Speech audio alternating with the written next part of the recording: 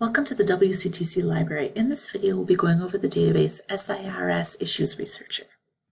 You can get to the database by going to our A to Z databases list right here, and then clicking on S and scrolling down to SIRS Issues Researcher.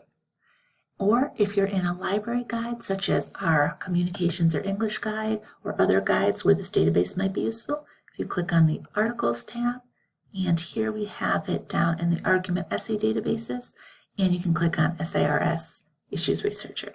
And if you're off campus, you'll have to log in with your username and password, and if you're on campus, it will log you right in.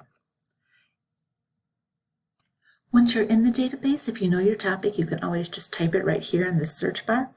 Or if you want to browse for a topic, you can always look down here. There's the trending topics, or right here, they have need help choosing a topic. So maybe if I'm in business, I can click on that. And maybe I'm interested in minimum wage, or I can search through the options here. And then once it gets to this page, it does have right here, if you click read full summary, you can see there's a very, very brief overview of your topic. And this database isn't as in-depth as opposing viewpoints or issues and controversies. So sometimes I like to start with the other two, and then if I'm not finding something, I might give this database a shot. But it does sometimes have some new information. And if you scroll down, you have viewpoint 1, and so you can click on those links to then see yes about increasing minimum wage, or viewpoint 2 is don't increase the minimum wage, and you can see the arguments for that too.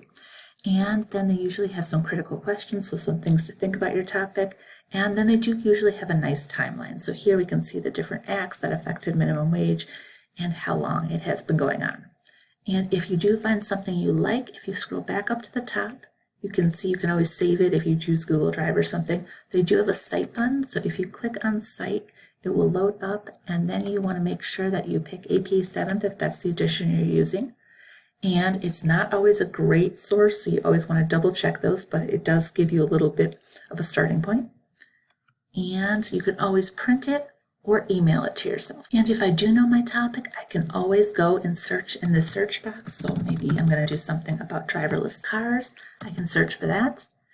And then at the top, if it does have that overview, it will appear at the top. And then along the side, they do have the different source types. So they've got newspapers and magazines and other sources like that. They can also limit by the date. So if I just want stuff within the last 5 years, I could put that in, especially if you're looking at topics related to technology or health, you might want to check the date.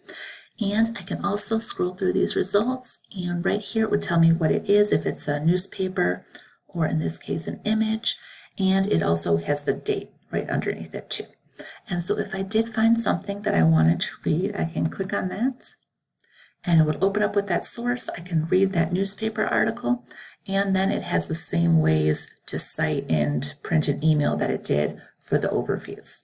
If you have any questions about finding things in SIRS Issues Researcher, please let us know.